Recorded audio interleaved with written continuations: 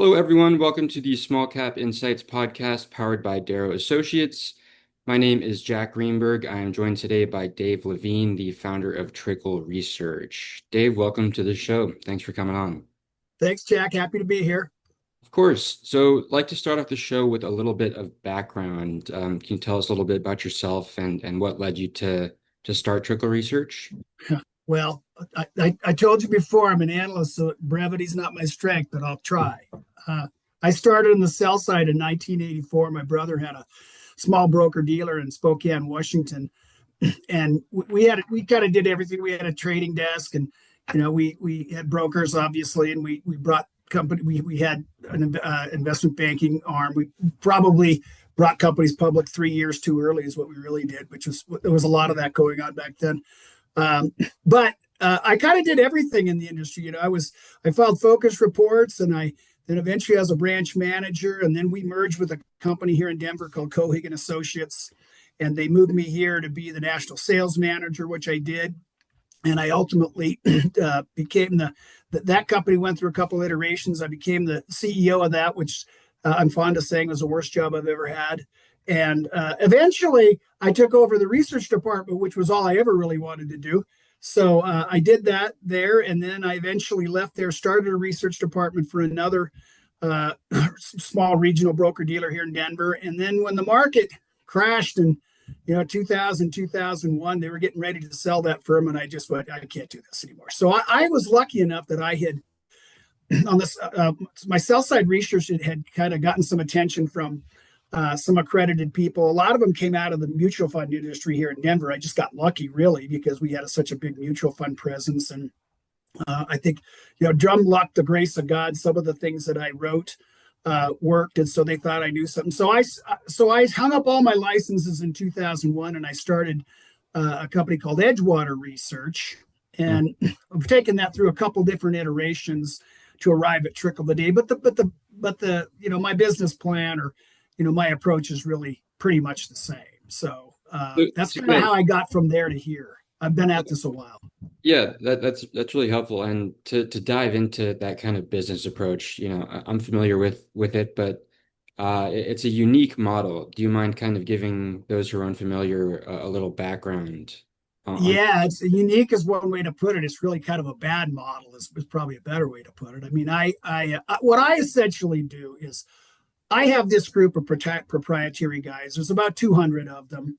I don't sell subscriptions to my research. I used to do that for a number of reasons. I stopped.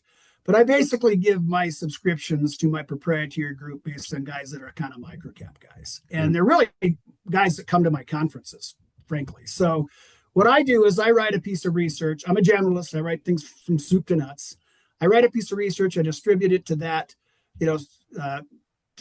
200 or so proprietary guys. And then I go to the issuer and say, look, I've written this piece of research. I'm going to keep covering the stock.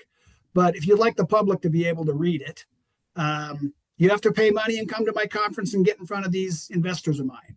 If they do, great. If they choose not to, then I keep the research proprietary, and the only people that see it are my guys.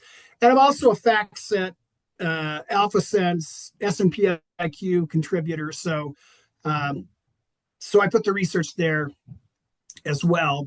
But again, if they don't participate in the conferences, then it's kind of sequestered at the aggregators too. So that's my plan. I write research sometimes having no idea how I'm going to monetize it, but I'm too old to change now. So and we'll dive into that a little bit more deeply here, but I always like to get a sense for my guests. What initially drew you to the micro or the small cap space?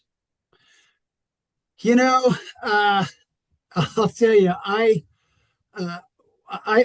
was my education was really in financial. I have a degree in finance, which was really kind of suited towards financial analysis, and is all I ever really wanted to do. But I just have always had this sense, and I don't think it's certainly not my idea, but I've always had this view that when things are undiscovered or there's not a lot of information out there about them, then that just sort of by nature provides some opportunity in uncovering some of those things. So earlier in my career, I had I had opportunities to go to bigger firms and be an industry analyst, but honestly, I couldn't think of anything worse to do than that. So I just being a generalist, early stage deals, it's what I do, it's what I like, and I learn stuff every day from issuers.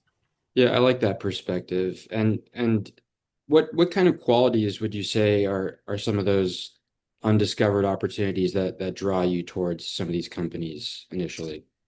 Oh man, I mean, I write, like I said, I write things from I write oil and gas deals, and I write biotechs, and I write technology deals, and I write mining companies, and everything in between. So, I think for me, I probably do have some advantages in the sense that I've done this for so long. Remember, I told you I got in this business in 1984. That's a long time ago.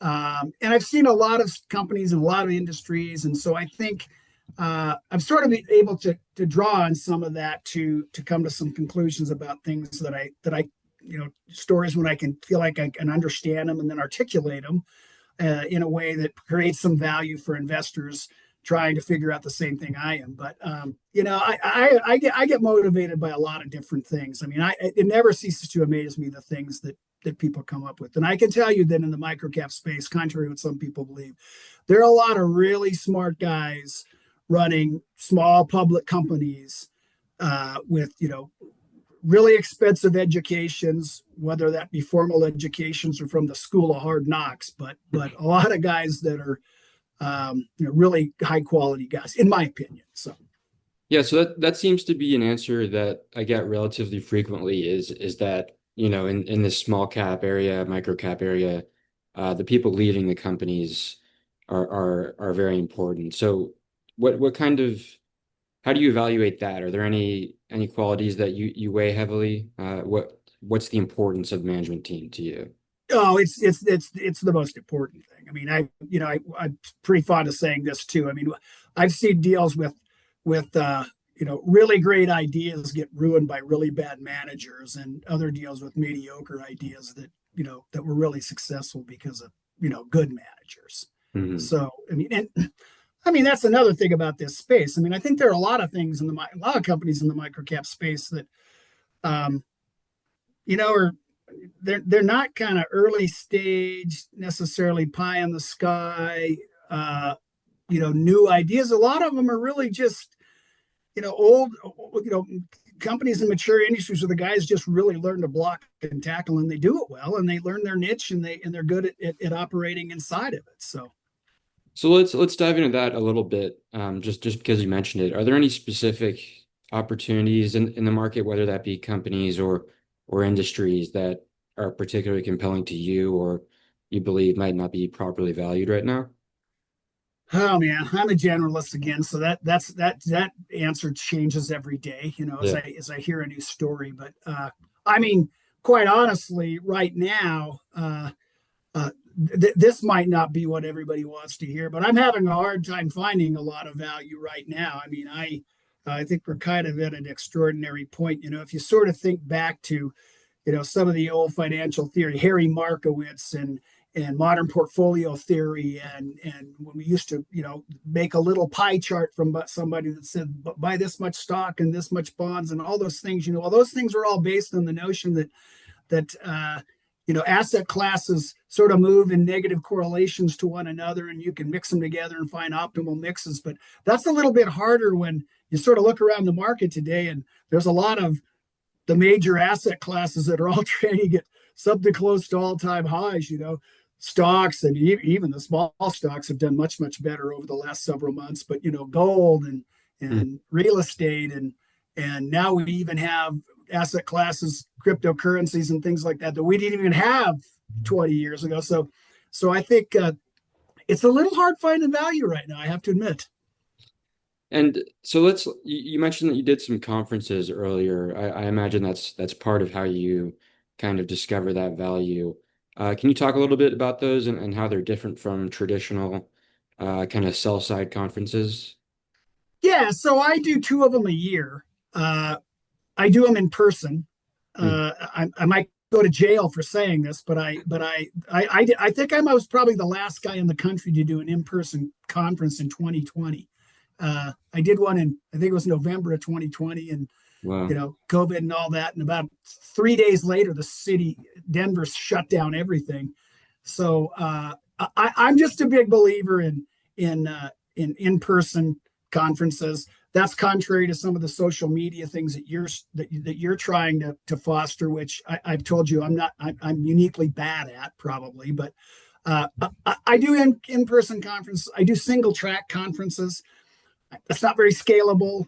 There's it's I guess maybe it's the rifle approach instead of the shotgun approach, but I just feel like it has a lot of value. Jordan's been to one of my conferences. We did a conference at Coors Field, and then we watched the Rockies play baseball when we were done. Good, bad, or indifferent. But things like that. I usually try to combine it with something fun at the end. We do a ball arena and we go watch the Nuggets play. And the Mhm. last one we did at Top Golf. But I do two of them a year.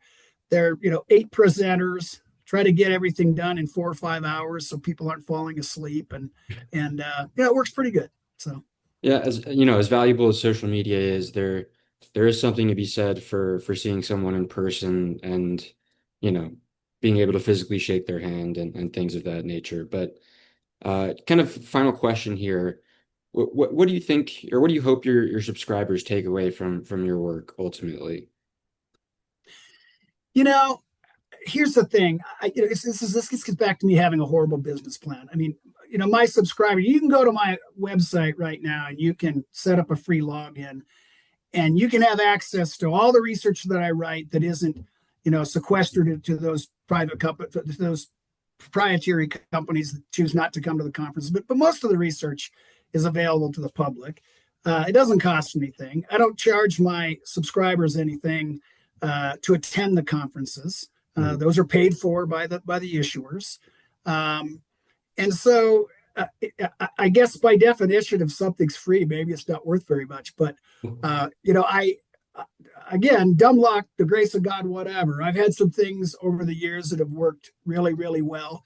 If I don't find some of those things, they stop coming to the conferences. So that's how the business plan really works. Mhm. And I don't do a lot of these things, Jack, because I really don't hold myself out as an expert on anything. I mean, I'm just kind of a cog in the wheel. I think I'm pretty good at uncovering things early stage, sometimes too early. But I'm pretty good at that, and I'm pretty good at maybe spotting some trends. And what I'm really probably best at is just taking sort of complex things with sometimes these small stories. That's the problem, right? I mean, it's Yeah. it's it's hard for people to understand what they do and maybe the niche they operate in.